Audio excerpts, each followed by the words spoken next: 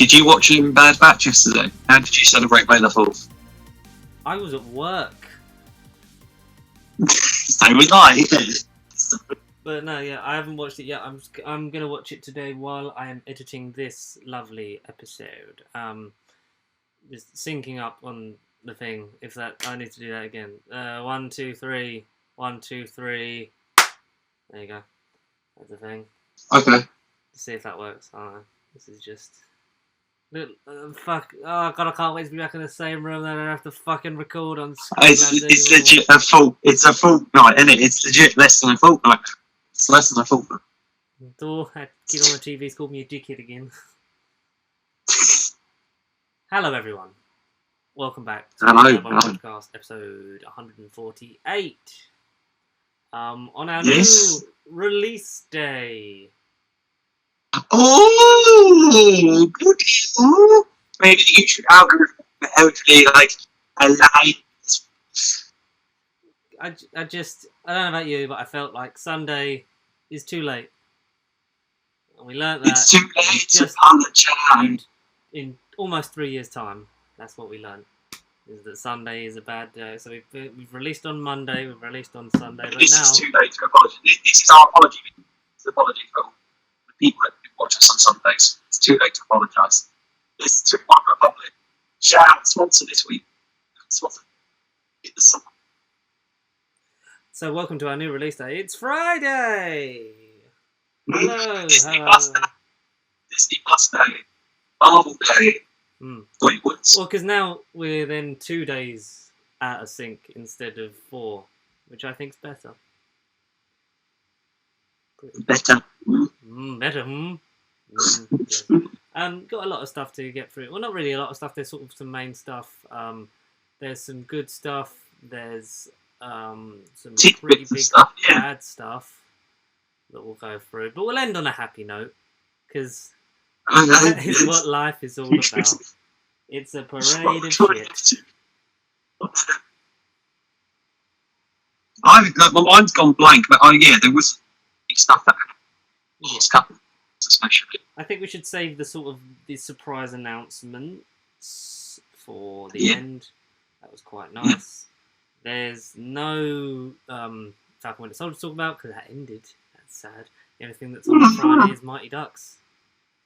But I did watch. Which yes, I watched the film 2 days ago. Yes, I started the episode. And it took me like a year to say I would watch it, and we watched the first film. And it's the best, man. Sounds like you're underwater. I'll definitely see more. That's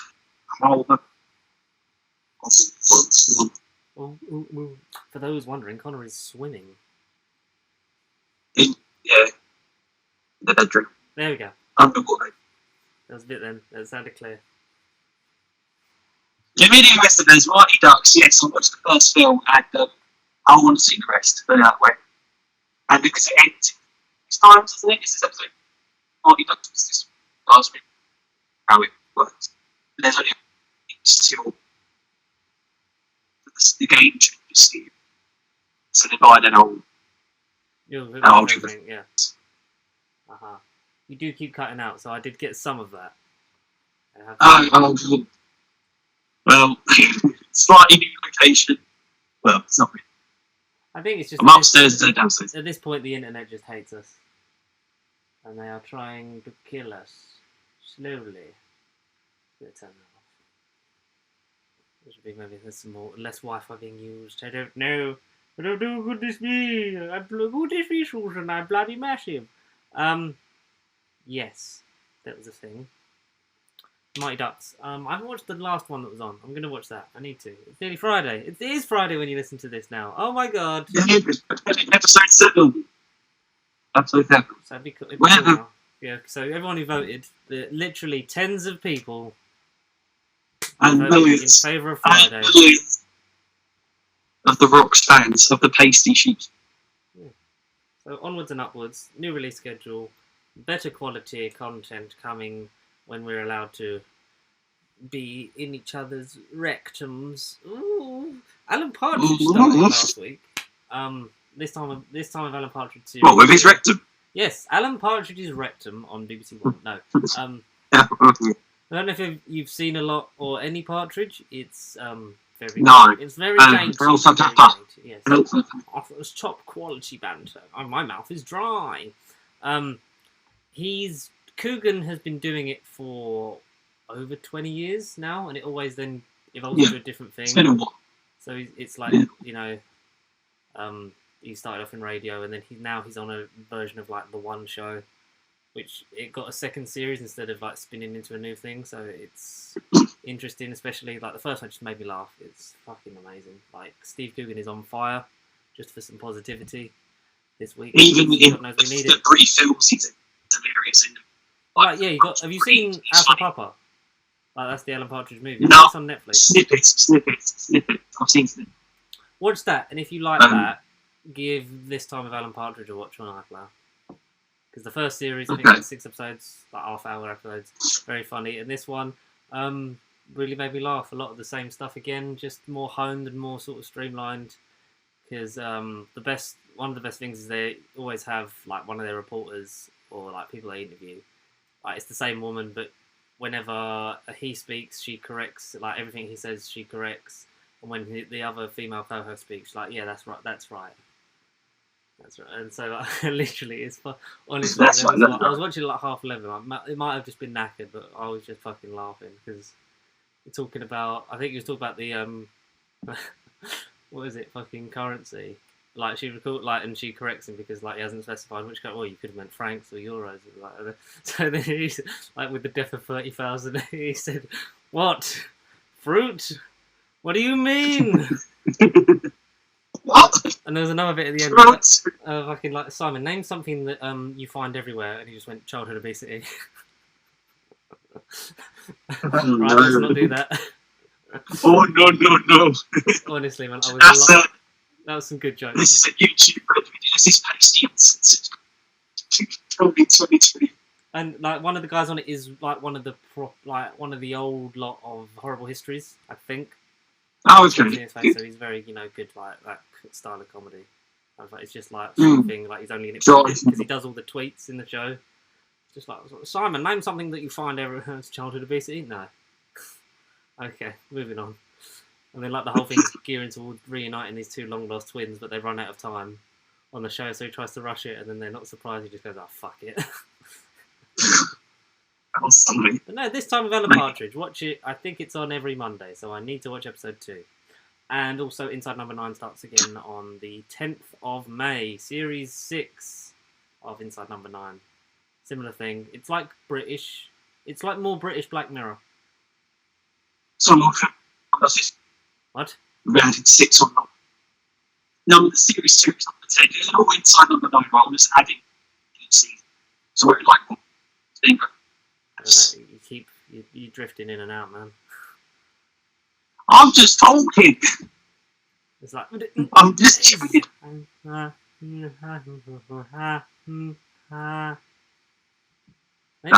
chilling. Maybe your headphones just hate me. Maybe that's it. I don't know. Shall I go non-Bluetooth? I'll tell you something. Just speak. At this point, Connor, why not? Right, hello people. Am I better? Yay! I am Martian. There we go. Am I slightly better? Connor, did you know Inside Number 9's on the 10th of May?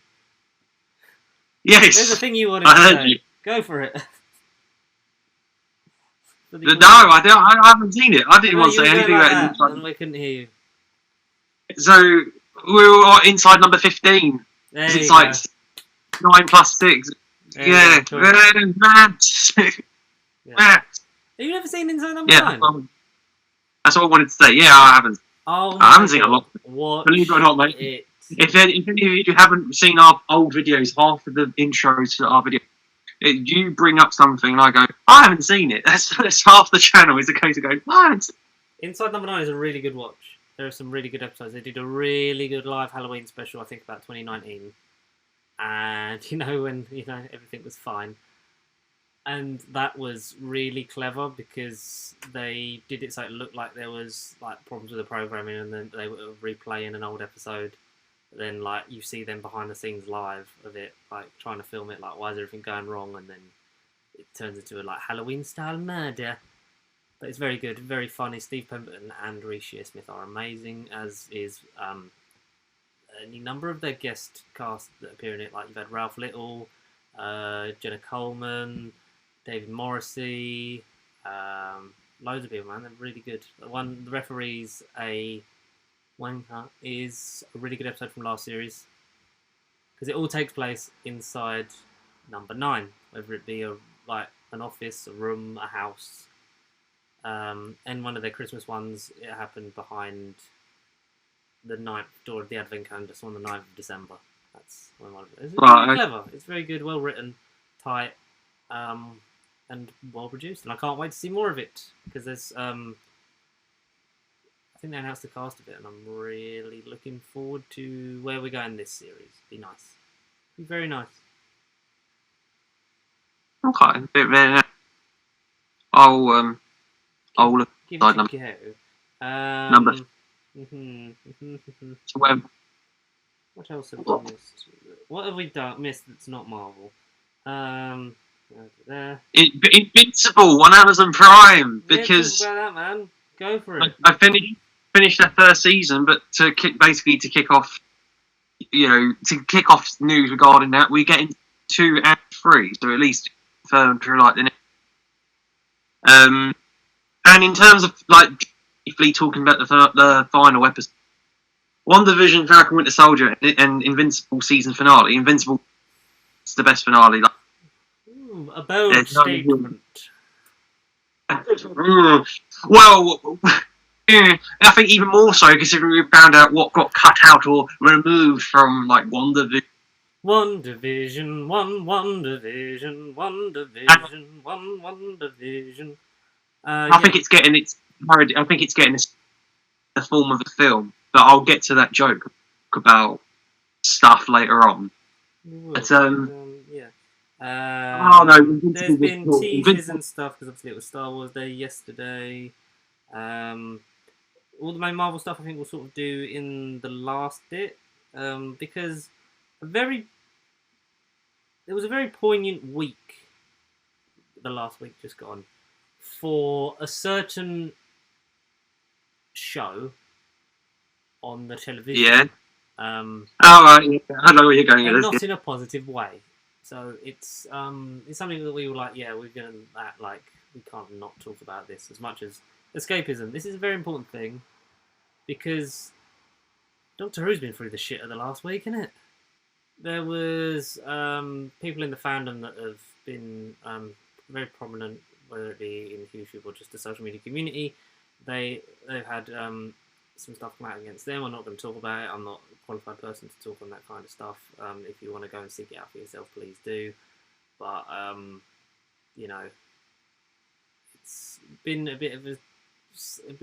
really tough week, I think, mentally for a lot of people, because we had some very horrific news about a certain actor that I think both you and me have admired in the show, at least. Really? And then I never really would have thought this stuff would have come out. Yeah. Thinking about Noel Clarke, like Mickey from 1 and 2 Primary. And I mean, he was in a show that had to sort of. It was on ITV or BBC iPlayer. Air the finale on Friday. Yeah, Viewpoint. What's yeah. happened? So anyone who doesn't know, The Guardian released an article of they'd spoken to 20 women who had accusations of sexual assault against actor Noel Clarke, obviously from Doctor Who, Bulletproof, Brotherhood, and Adulthood, Kidulthood, all those films that he directed and was in 2 of them, I believe. And he was in Viewpoint, yes, because that was a big thing that was very broad churchy in scale and sort of piggybacking off the sort of appeal of Line of Duty, like a police procedural like drama thing that's short but leading somewhere, and like it was doing good figures. And like you said, since they pulled the finale from their viewing on Friday and said it will be available on demand for a limited time, if anyone does want to see the end of that, but to show their support for these 20 women, then it makes sense to let's not show that. Let's sort of, and his international management have ditched him, and Bulletproof is up in the air. Whether it will continue Right. without him, I'm not sure. I've never Because really is seen he a lot of it. Because in it with Ashley seen? Woodward. Oh yeah. Seen bits and pieces of it. I'm not really going to seek it out anymore. The main thing I No. think this hit for us was because it almost felt like this week our childhoods Definitely. sort of were definitely over. It was like, oh no, like In a way, everything yeah. we know is a lie.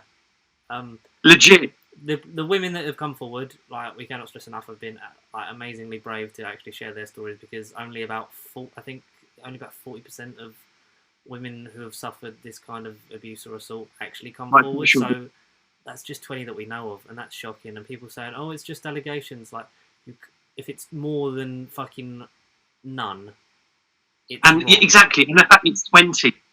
I'm not defending even if it's 1 or 2 people forward, but the fact it's more than like 3 to 5 people, 20, it's like quad the amount of like a couple people. It's ridiculous. It's 10 times the amount of a couple. You know, it's ridiculous. It's some of it goes as far back as 2004, which would be when he was filming Doctor Who Series 1. And the less said about that show, the better. We'll get into that in a minute because I think it's so I wanted to go to like if you're just saying like wait for it's just allegations and wait for the proof. There's no proof that you need. This is why women don't come forward when this kind of stuff happens. Because you come forward and it's like no, oh god, I hope it's not true. Like if hoping it's not true is what you get at 20 victims, and how many does it take for you to actually believe them straight up? If it had come out and said what, like 50, 100, it's only 100. Like people like that I've seen online, despicable, absolutely. Like people defending him to the hilt, and I know like the whole thing of innocent until proven guilty has been used a lot, but I don't think we can justify it when it comes to that kind of thing. When there's so many that something has to stuff has happened, and there's been too many conflicting reports. Even what's her name? I think John Barrowman. No. I'm just going to say because one of the women, I think it was the person who plays Mel's in Let's Kill Hitler, the regeneration of Melody. I can't think of.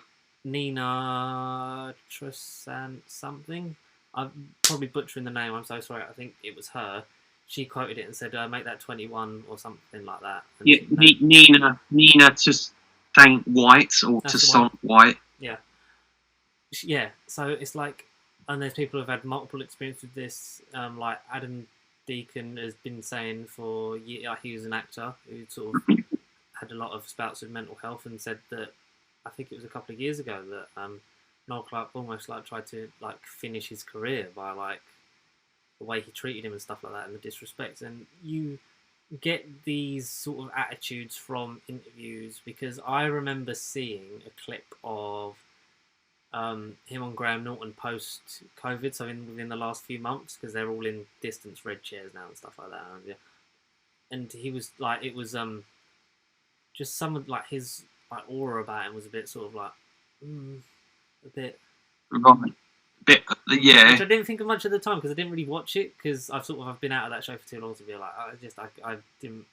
I was like, oh, it's me because Keely Hawes on it as well because they're both talking about their Doctor Who experiences. Obviously, she was with Peter, he was with Chris and David and stuff like that, and it was like, oh, that's a bit odd, but you just put that down to something else. It's he's a completely different person to who he was 10, 15 years ago.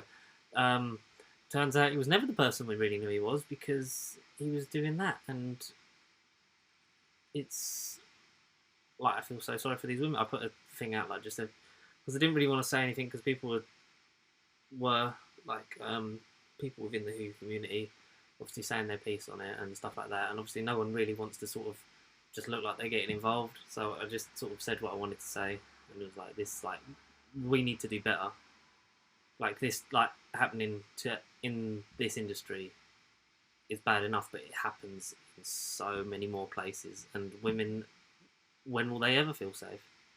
And the fact you got 40% of cases that have gone forward, I think even that number is in my mind shockingly low. If anything, hopefully acts the more that will come out could hopefully drive women to go forward and reveal to get it across and known. Yes, definitely, man.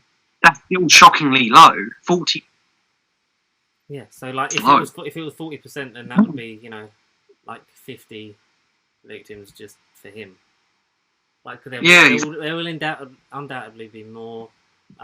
He come forward and said that it was untrue, but then apologised for it. Like I'm sorry, but I didn't do it. Like, well, it's I think Well, that's exactly. The fact telling. that you put something out is a bit sus anyway. Yeah. And BAFTA apparently knew of the allegations before Right. giving him the outstanding contribution to British cinema, which they have since revoked, and his membership for BAFTA is suspended until further notice. It's horrible, it's heartbreaking, and it brought up a thing about clips have been brought forward about the whole sort of production of it, and I've seen a lot of people arguing both sorts of ways, and I'm not going to condone any sort of behaviour. But then there was a clip surfacing from, I think, was it Dragon Con in like 2018, 2019, something like that. I think it was the Welsh one with so Noel Clarke, Camille Cajori, and Annette Badland. So Blonde Felfoch, Passamir Day Slovene, and Jackie Tyler, respectively. And they're talking about like that set, the atmosphere, and you get these stories that have popped up every kind of convention. And it was to do with John Barrowman. And like talking about how like they're all having fun on set and like everyone's doing this, doing that, and then it goes into like the clip is really hard to watch because as Noel's talking about it, the women are clearly uncomfortable by it because he's talking about like and then just John just getting his dick out everywhere and just like slapping it all about on stuff, which there's been stories about John Barrowman doing that anyway, and it's in no way acceptable, but he sort of says like I think it's because he is a gay man that like it's almost seen as non-threatening. Well, no, it shouldn't be the status or sexuality that makes that okay. It should just be no, because he talks about like putting it on Camille's shoulder, or like when she's in the makeup chair, like just slapping it all about the set, which was I didn't realise was in the rap party video that David Tennant, Catherine Tate, and John Barrowman made for Russell and T. Davis and Julie Gardner leaving. David was playing Russell, Catherine was playing Julie Gardner, and Barrowman was on the piano, sort of like interluding between the song, and it was going back and forth between them. I think it's on the DVD extras for the specials, I think. And like it's not been hidden, like it's been around, like it's not been plastered everywhere, but it's most of the fandom knows about this video. And there's talks of like there's one of the lines in about like Barrowman getting his out and then him winking at the camera. So was it not? Then the whole thing is, was it known? Was the stuff going on with Noel known? Like obviously, as far as like we know, there's not been anything like any allegations from certain victims towards John Barrowman as of yet. We must specify anything could happen or change in the next few weeks. But obviously, what he did to female cast members was clearly wrong. Shouldn't have been done. In terms of, but as people have said, like he as much like that was well known throughout sort of those years because I've looked at like tweets that have come out since in this past week, like clips from different cons from like 13, 14, 15, 16, and like the Tortured cast talk about it or get asked about it, and like they still talk about it, but obviously I think there is definitely a thing of like that was just how that set was at the time. Not in any way saying that that's okay, but that's just how that was, and they're all clearly at a point now where like, yeah, we were all kids, like that was stupid and we shouldn't have done it. Like because they've since regretted it.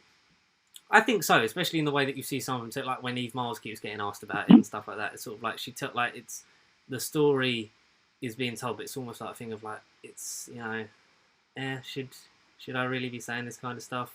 Should like this have happened? There is that sort of thing in it, and people have said on Twitter, and I'm not going to say this one way or the other, but I don't think like this is specifically for John, not for Noel, that not like that. It's not too late for him to redeem himself by apologising and like amending his ways, because clearly he is a lot different from what he was or how he was like in 2008 to 2012-13. Like it's like he's clearly sort of because he's always been like that sort of expressive, loud character, but he's Flamboyant, quite a flamboyant. lot. And I like there's things from Stephen and Mel, Eve Miles. There's a tweet where you can see like all like Freem Rajiman as well, like talking about it on set, like brought up in interviews for either like the Times or stuff, Radio Times, and there's YouTube clips. So do go see if come out and obviously draw your own conclusions for that. It does put a dampener on series 1, and a lot of people are saying so Eccleston was more than justified to leave when he wanted to leave because of the way the cast and crew were acting. Well, exactly. So, I mean, and it's almost. Sorry to cut you off. I'll just do this one thing and let you go for it. That with it being the cast and crew as well, like how far up this go? Did Russell and stuff know about it? Does it tarnish his legacy, the legacy of that series, like series 1, and how did it affect or did it change and like peter out like into the Tennant era and out like as it was coming to the end? Did it sort of like did it go? Did they like fucking enable it? Did anyone try and stop it? Did anyone know about it? It is fucking earth shattering to sort it's of one of those have a show like you love. behind. Was it one of those like behind closed doors? Me person, the know or who never. We weren't on at the time when we're going. It's one of those we likely never get explicitly deep unless in like I don't know, however many years time they make like a behind the scenes drama. Why would they? It's one of those things that will never fully get revealed, and like you said earlier, tips out and tapes because I didn't know they were on the special like that. So draw your own conclusions, and it does like specifically of John Barrowman. Like we have to say, like everything that Noel Clarke has done, and is if you're gonna keep arguing innocent until proven guilty, then I think you're missing the point. Like there's a reason why these people have come forward because they feel like it is finally safe for them to do so, which is unfortunately they didn't feel safe enough to do that before, but it is fantastic that they do feel safe enough to do that now. And I hope if there is anyone else that has experienced these things, not just with him but with anyone, it gives them the push to come forward and to break down that, like, because we're never going to stop this otherwise unless we make some serious change. And as much as people like, does it affect your overall opinion of Mickey? It can do for you. I think it's very, very much of the ilk of, people still listen to Michael Jackson music, and too much, in my personal opinion, for that, too much happened for nothing to have happened. There was too many accusations and cases and paying people out of court for nothing to have happened, and I feel like it is the same sort of feeling for this. Like, you can't ignore like 20 people can't be wrong. So that was a horrible week, really, wasn't it? Revelation, yeah, I guess. A lot of people then, especially on my Twitter community, were sort of like, yeah, I'm either taking a break or I'm just gonna sort of hold back from this for a while because I don't really sort of want to get involved in this. And a lot of people are like, this really does drain the love out of Who, and it does because of that. Like that time was seen so much as a golden thing. Like that first series is loved and revered, and the characters, the acting. Will it dampen it for you in terms of like future going forward? I mean, it will dampen any scene with Noel Clarke. I mean, the season as a whole, not really, because I mean, I wasn't the biggest Mickey. I mean, I preferred his run with Tennant. I preferred him in season 2. Season 1, he wasn't hardly really. He was in Rose. He was in these. Yeah, I think the benefit is he's not really. He's not a prominent key character. Yeah, he is with Rose at the beginning. Yeah, he's in less than half of the episode, so that is a thing of like, oh well, at least I won't have to see a lot of him because it's a show that goes on and is loved, and many people have been in it. There's 26 seasons in the past, and there's 12 series so far in this future time. And I like the Russell era was my thing. That was like, that got me into it. I loved every single minute of it. I bought the toys, I bought the DVDs. I used to fucking watch it religiously. and I still do now to a point. But because all those early years of like whenever I was off from school, either like on a weekend or being like off sick, I would rewatch those ones. I leave bigger gaps now, and I think I'm gonna leave a bit of a big gap before I sort of touch that series again.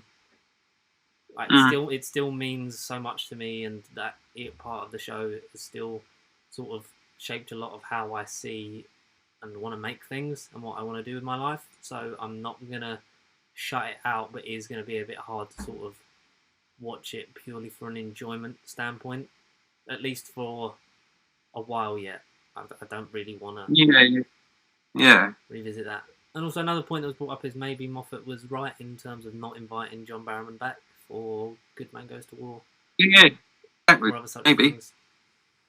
We don't. And I was going to say earlier, we all sort of thought a couple of weeks ago before all this stuff came out, we all thought, what if Christopher Eccleston came back for? And why exactly? But now with all this stuff come out, did he really make the wrong decision? Like, so some people might say, that was the right call. If that set was sort of that hostile and toxic, regardless these accusations are up in the air, if they're true or whatever. But if you're in that sort of work environment, you wouldn't want to be associated with that, and you kind of. It's the right call from the sounds of it. I don't blame Chris at all for going, not just because he might have got fed up with the job or whatever. But if he was in that environment, why associate it? Yeah, I don't think he would, out of respect for himself and other people. I'd like to think that if that had happened in front of him, that would have been part of the reason he was like, you know what? No. This isn't the show I signed up for. But it's hard, isn't it? It's horrible. Our thoughts go out to anyone and everyone who's ever been a victim of sexual assault or abuse or anything like that. We hope that if you haven't, you will find the confidence to be able to come forward and tell your story and bring those people to justice.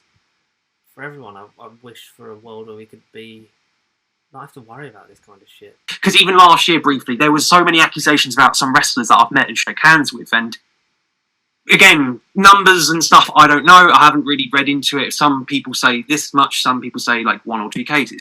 But the fact that I've met these people up front and surely it's changed some of my opinion as individual. But I feel like within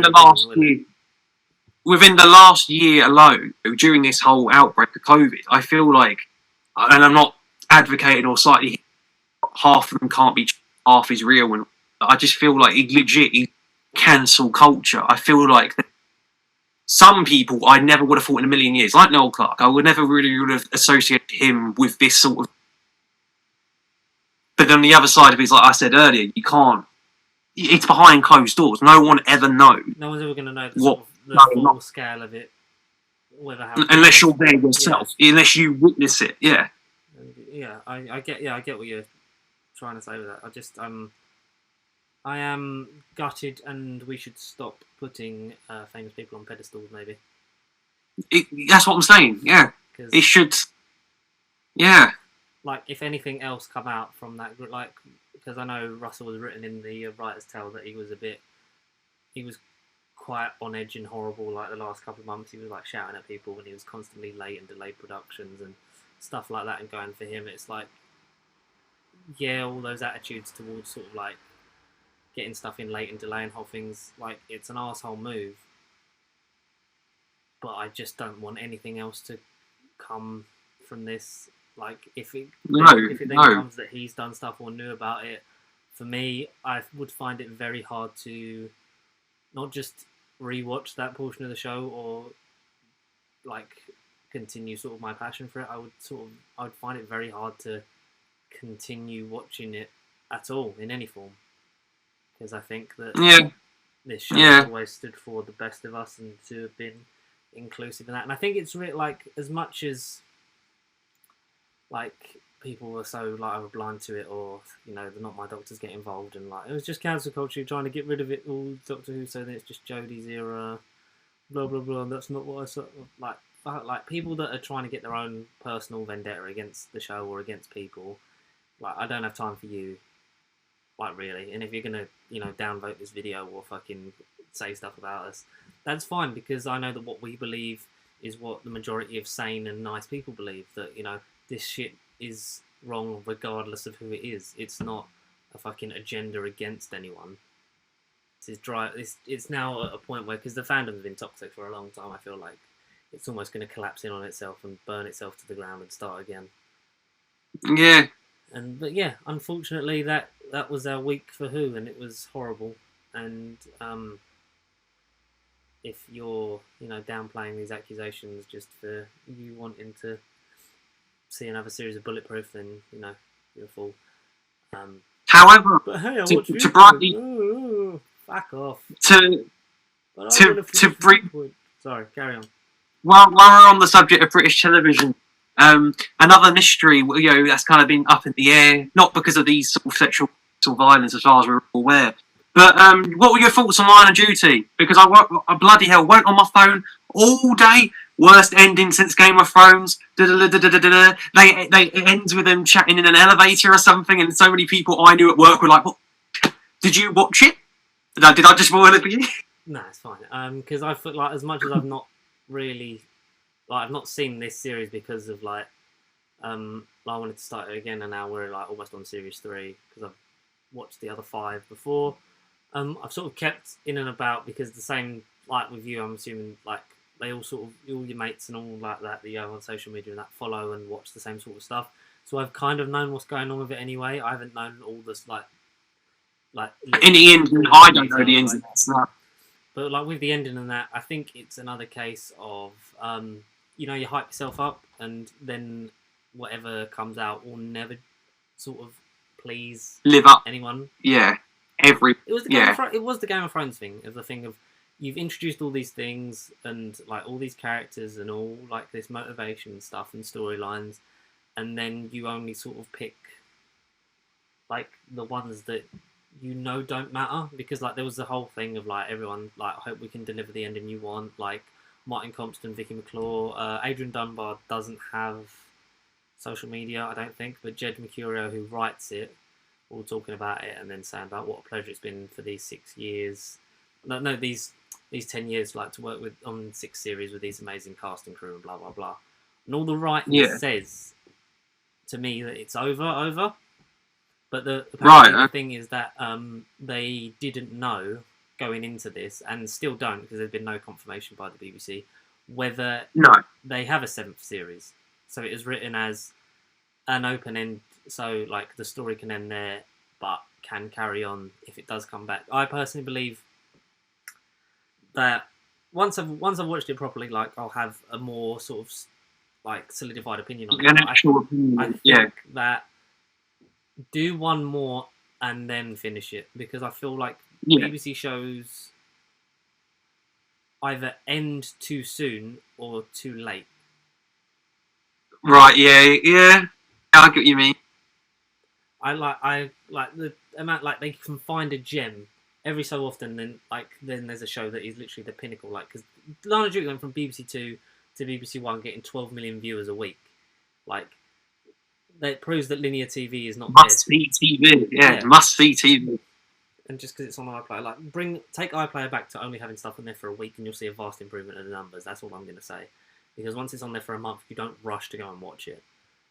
Exactly. That's the first thing.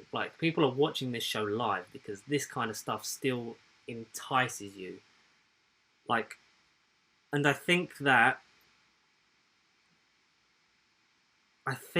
you can just do one more and get a good story. You're never going to please anyone with the ending anyway, but have a big thing of saying this will be the last one. We will do this, blah blah blah. Peaky Blinders has the potential to go down the same road. I think Sherlock went down this road.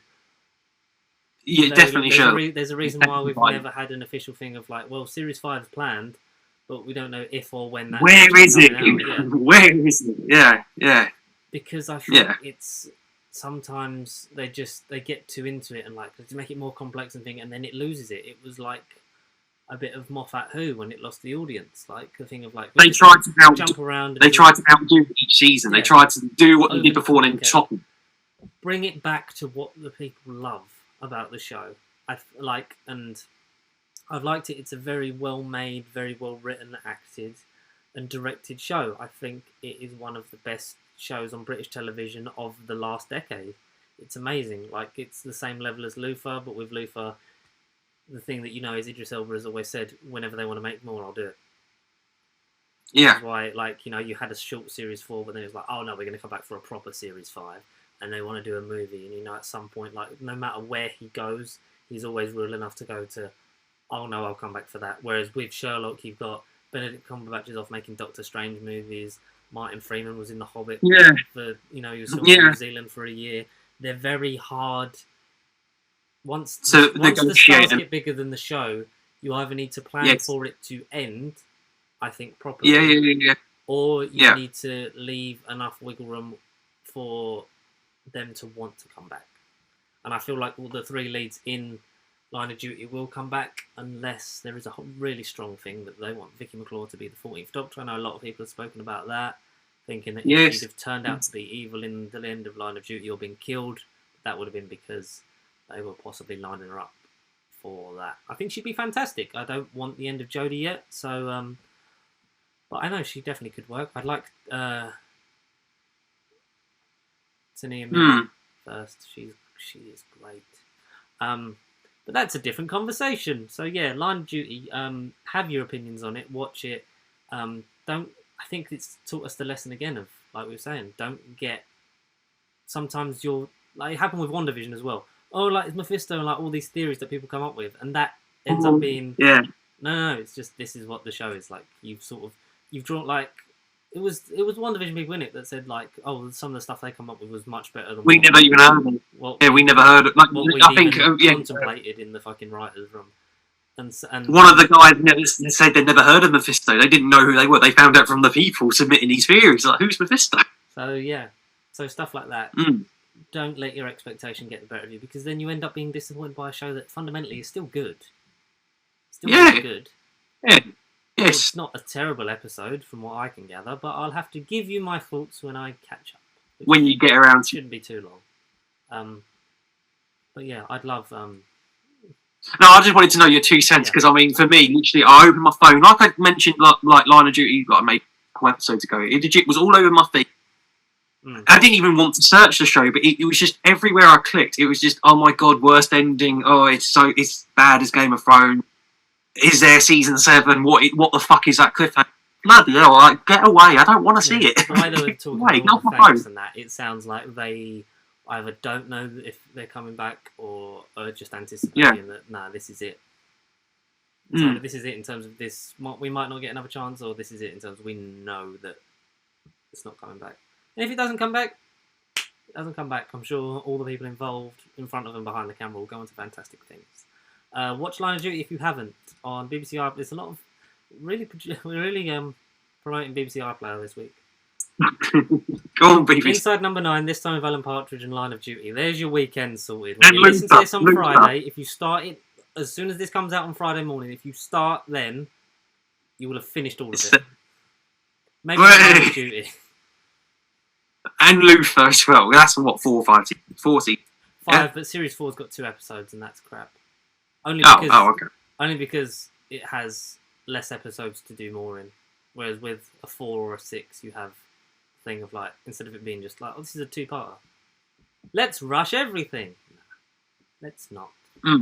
But enough about television in England. Enough about this side of the pond. And now we've got to go to the American dream, baby. Woo! USA! Captain America! Woo! Yes, why is my...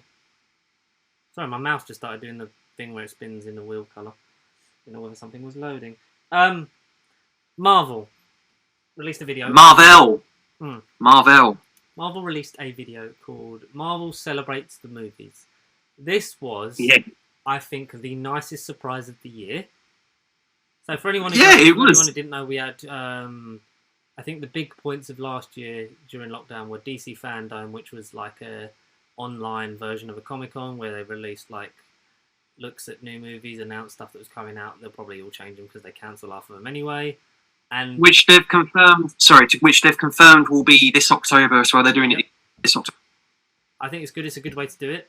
I think if Marvel did that with D20, like Marvel and Disney did that with like D23 or whatever, then it would work. Like people could go like when you can, have people in there. People would go there, and also you could like pay, watch it online, and get Like, some stuff, or like get just some. stream it everywhere. And we had Disney Investor Day back end of last year, wasn't it? Like October, November. Yeah, something like that. And they announced everything from Every Disney, sodding thing. like Disney Animation, Pixar, Nat Geo, Lucas. Star Wars, and Lucas. Marvel. And we got Feige. Every single that. So sorry. What was I saying? Yeah. So we got some stuff in that, but then this last couple of days, was it Monday or Sunday? 48 hours.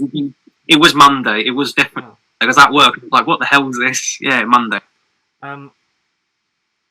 We got a video on the YouTube channel called Marvel Celebrates the Movies, and it was voiced. There's narration by Stan Lee. Yes. Fans and the storylines, and we sort of go through like the highlights of the MCU. We see audience reaction to Cap lifting the hammer in Endgame. We see all that stuff, and going into bits of Falcon and Winter Soldier and WandaVision.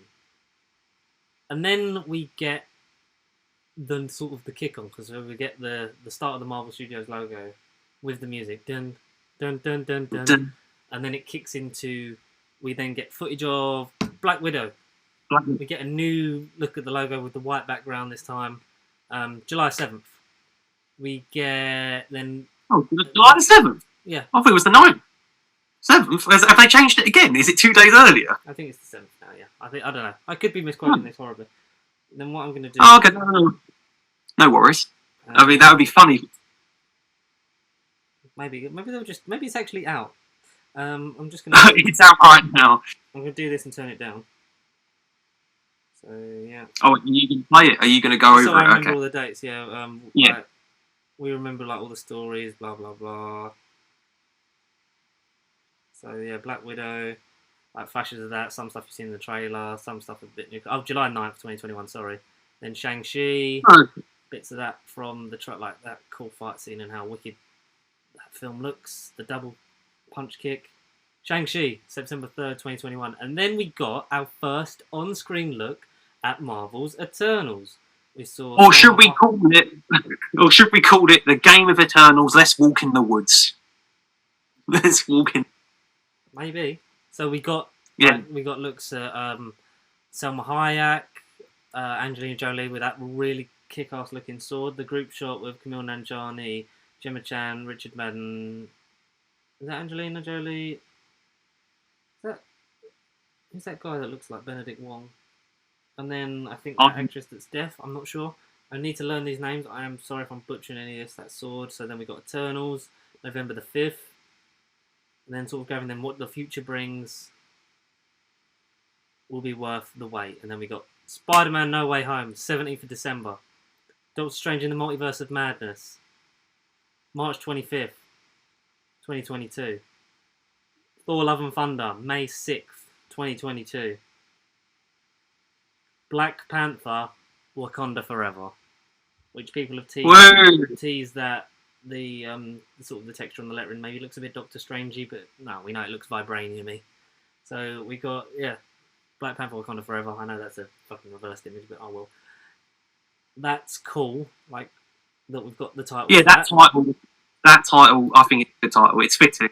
8th of July that is, and then we got The Marvels coming out November the 11th, which has the font of Captain Marvel, with the A is the symbol which I think is associated with Tiona Paris's Monica Rambeau character, and then the S of Ms. Marvel. So obviously we're going to have. Oh, you're right. Yeah.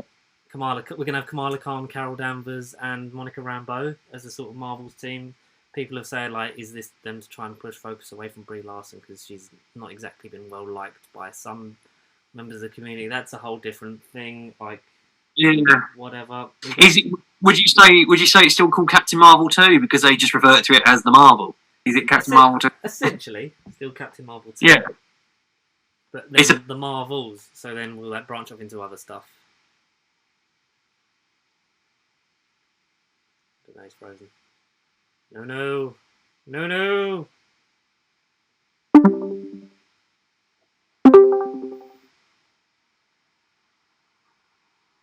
And boom. And boom. There we go. Yeah. Yeah. So I'm not sure. Like they could do.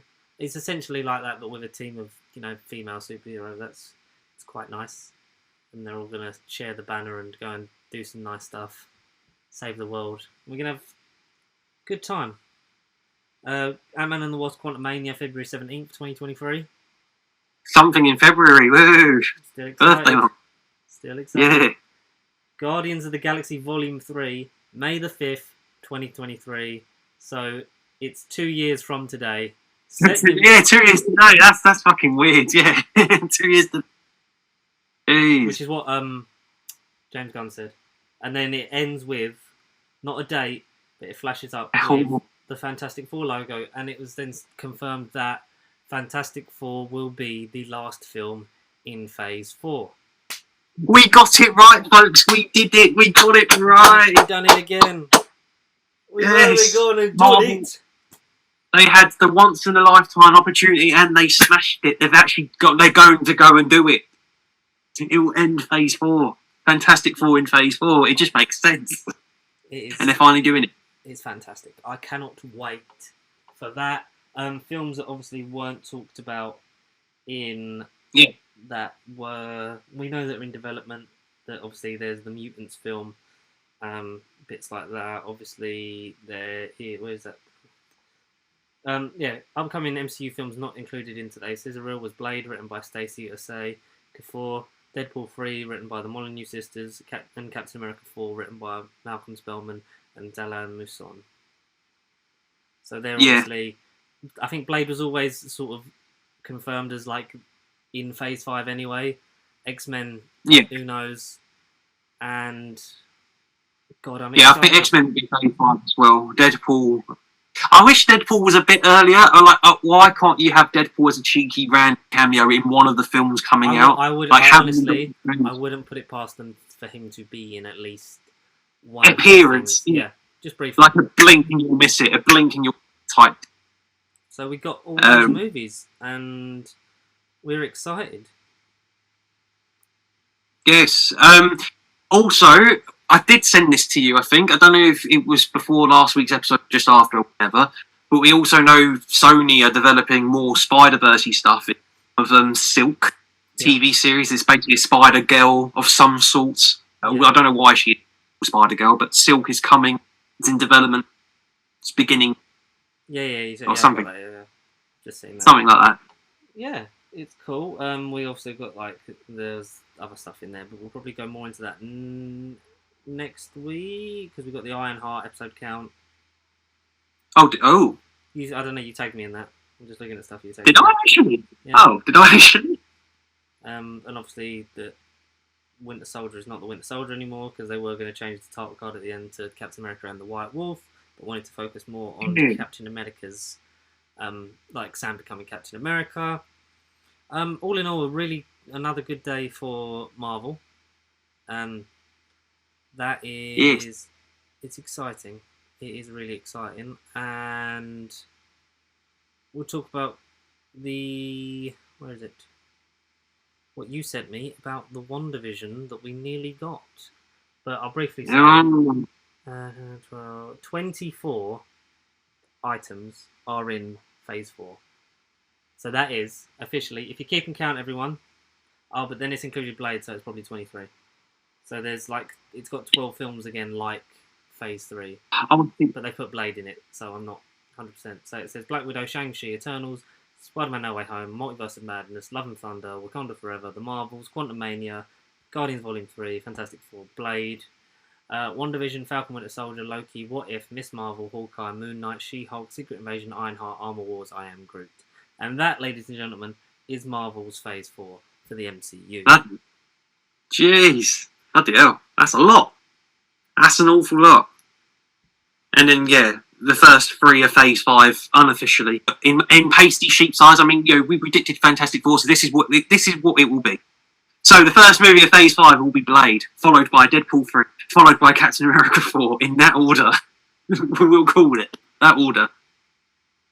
Yeah, I think, or They might maybe. or they might start it with. I don't think they'd ever start a phase with Deadpool, but I think that they'd either do that or Cap to sort of have the familiarity, and then do a Blade as like the second one. Maybe I think it'd be quite nice if Anthony Mackie sort of led a phase. But there was people, It's a phase to yeah, be. there was people with the Fantastic Four logo saying, "Oh, that's not an A, that's a 4." And people were like, I'm surprised how many people didn't pay attention in December when they announced Fantastic Four. But yes, we nearly got Benedict Cumberbatch in Doctor Strange. Yes, Tell us it about pretty that, much Connor. was.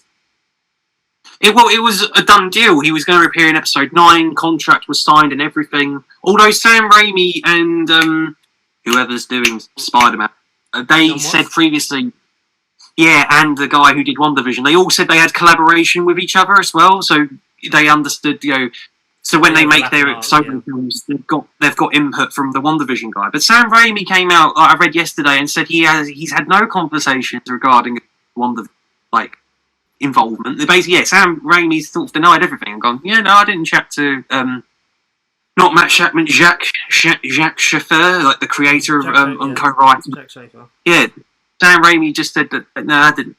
Nah, because. But then it's kind of contradictory because it came out this week that Doctor Strange was going to appear in the finale, which we kind of was going to predict anyway. It was one of the more sort of, I think, obvious predictions out of everything that we all sort of spiraled and said, Mephisto, John Krasinski, I thought Doctor Strange personally was quite likely. But it also gave context to the adverts in the show, like the commercial, meaning that they were going to be like a telepath that Strange was sent to one, which again, people did think anyway. But the reason why it didn't go through anyways, and simply put, it took away from Wanda, and there's Kevin Feige. It took away from, and I think yes, Kevin Feige hasn't exactly said anything just as a whole that I've totally disagreed with and gone, no, Feige, you're totally doing a DC move. You're taking it away, but. I don't know. I just think Strange would have been a nice little bonus. But I agree with his statement of, it would have taken away from Wanda slightly, considering it's her finale. Yeah, but it would have been a nice sort of add-on for like a post-credit thing of just like, maybe not have the last thing in the show, but like a post-credit sting of like him getting there. I reckon, in that cabin scene, you still could have had Wanda reading the Darkhold, but you could have just had a portal appear. And it would have been like, that's a sling ring portal opening. Something like that. Something like that. Yeah. You didn't have to have them have a conversation. You didn't have to have him appear during the Agatha fight. And he's like, no, Wanda, I talked to this Wanda in my film that hasn't happened yet. None of that. You just would have had a tease and it would have been like, so that's definitely happened. But alas, I get why he wasn't in it. But it was pretty much 90% done. Deal was signed. Benedict Cumberbatch was happy to do it. And the thing is, there was interviews of him floating around during the WandaVision finale, and he did play quite coy, and he was sort of like, "Oh, was I meant to be in WandaVision?" Like he clearly said, conversation. None of this. He read about the fan theories, but he was lying to us, you bastard. Sherlock was lying. I don't know. I mean, it doesn't bother me. Feige is Feige, and I agree with anything that man does. But I still would have slightly... I don't know. Would I have preferred it? I don't know. It would have been a good What If episode. I think they're going to do a What If TV show. I think it would have been a nice What if he just appeared. Yeah. Or maybe that'll be the intro to Strange 2. It would be them just meeting and then... Yeah. Possibly. I don't know. I'm interested to see where it goes. As I am with everything. As you should be with this podcast. Interested to see where it goes. What could happen next? We don't know. But I will tell you that I'm excited for the future. Like, really got me hyped for going to the movies again. There's not long now. We can go and see stuff. We'll be able to see Black Widow. We'll be able to see the Meg 2, more importantly, when that comes out next year. Yeah. Yes. But they announced that, and it was nice. So on the DC front, so we can be a bit fair. The first set images from The Flash have been released as they're filming at Keaton's Wayne Mansion. Isn't it the same manor from the 1989? Well, basically, I think it is. Looks the bloody same. Yeah. Don't know what's going. It's alright. Illegal raid. I better call the police. So I'm just trying to look for some DC stuff. I feel like Finn Whitrock has been cast as Guy Gardner in HBO Max's Green Lantern series. yes, a reboot that was going to happen in the Snyder Cut, and then Ryan Reynolds was almost in it, and saying for the last 10 years, we're making another Green Lantern. That's now a series. Will it ever make the light of day? Well, we did. Will it ever? You did see that they actually did shoot the scene for Green Lantern Yes, Snyder Cut. for the Snyder Cut, and then didn't include it because maybe they thought it was too much. 4 hours, Just a little bit. just another hour. Talk about that. Not really much more to say then, is there? Really, apart from I feel like I've had a blank. I felt like there was something I wanted to go. How was the Bad Batch? Quickly. Right. So yeah, very quickly. Okay. Spoiler free this week. Yeah. So an hour and 14 minutes, or basically without the credits. It's not quite as bad as Marvel, but it's an hour. It is precisely like an hour and 9 minutes 30, and then the rest is no post credit or anything like that. But bloody hell, what a long episode! What a long episode. The first 10 to 12 minutes is essentially a recap, but it's another look at a very famous scene from the prequel trilogy. We get our normal clone troopers on like some new planet, because every Star Wars lately likes the world. There's nothing like Hoth shit. So, and then, yeah, the Bad Batch, essentially, yeah, they help the normal clones take down some battle droids and shit.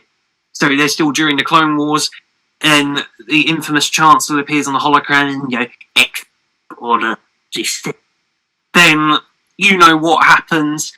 But then there's a little Padawan that sort of is on the run from the clones, but the Bad Batch aren't programmed, because they're like they are like, as they say later on, like not modified.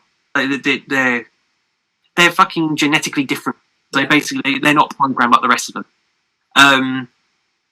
So this Padawan, they're sort of running away from the clones. The Bad Batch are actually shooting the clones and sort of helping this Padawan escape. This Padawan doesn't want to deal with them really, because they're just in armor. Why would you trust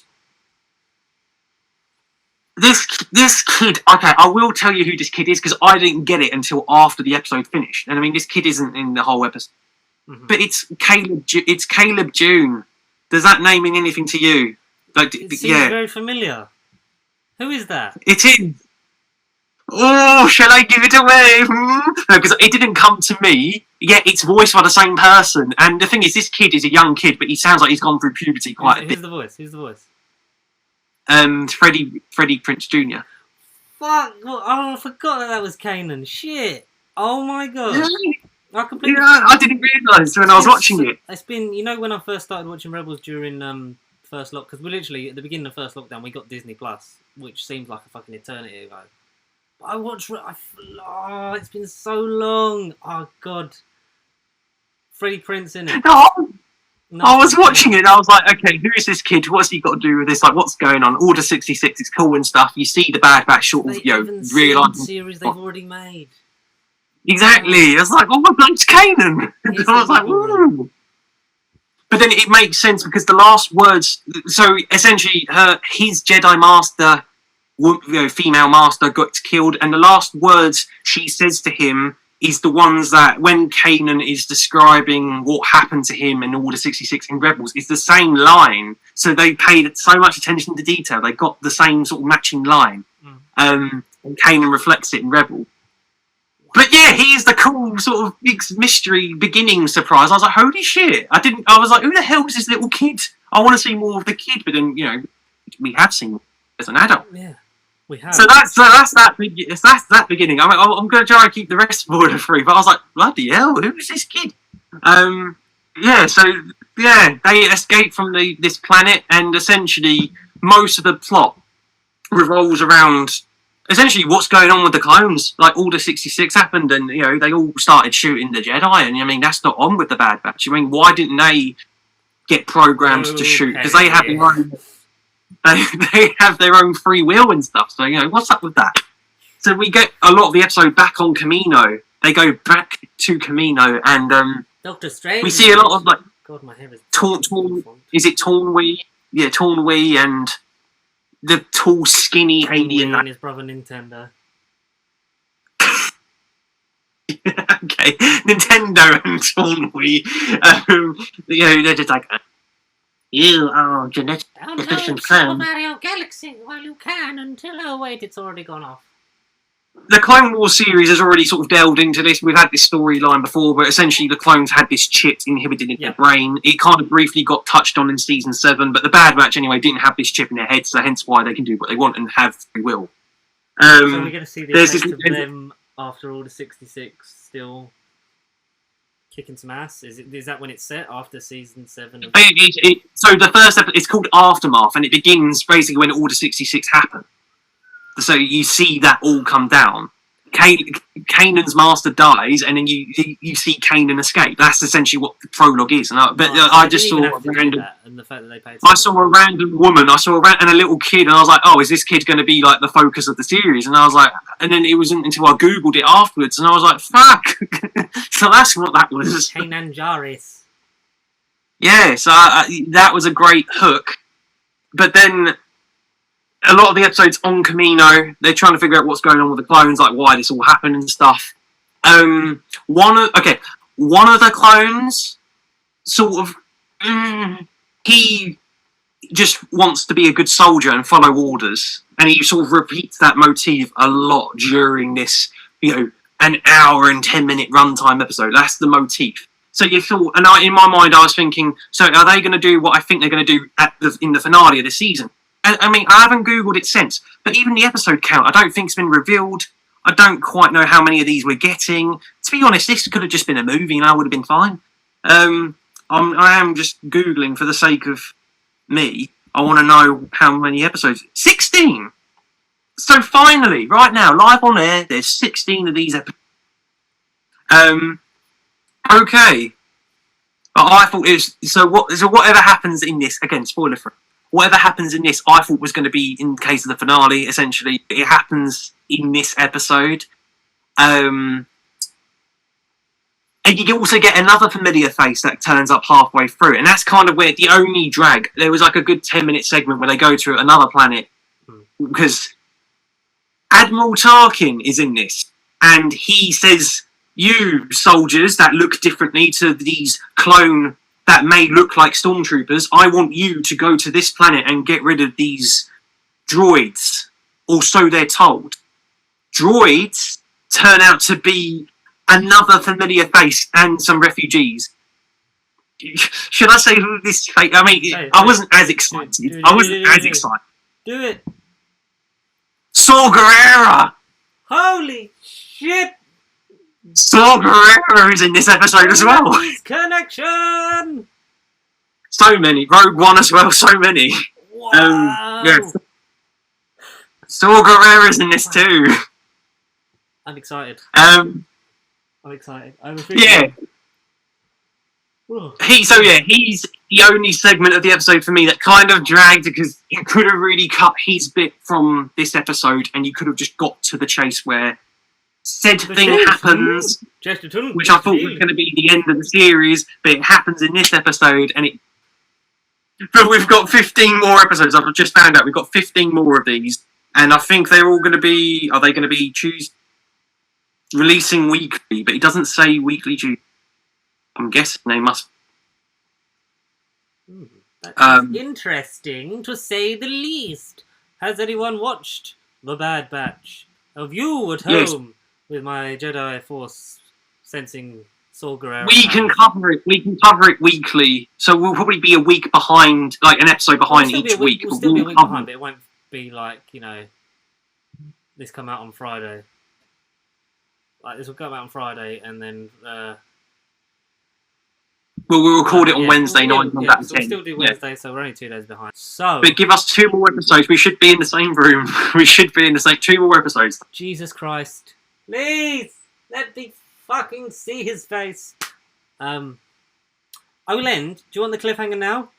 Actually, Yes, okay, yeah, I like these. Actually, I'm glad. I like these. But before we do the cliffhanger, Connor, where can they send emails to us if they want us to talk? They want us to fucking... The one good the one and only nerdbiblecontact@gmail.com and at BBC Studios UK. I wish.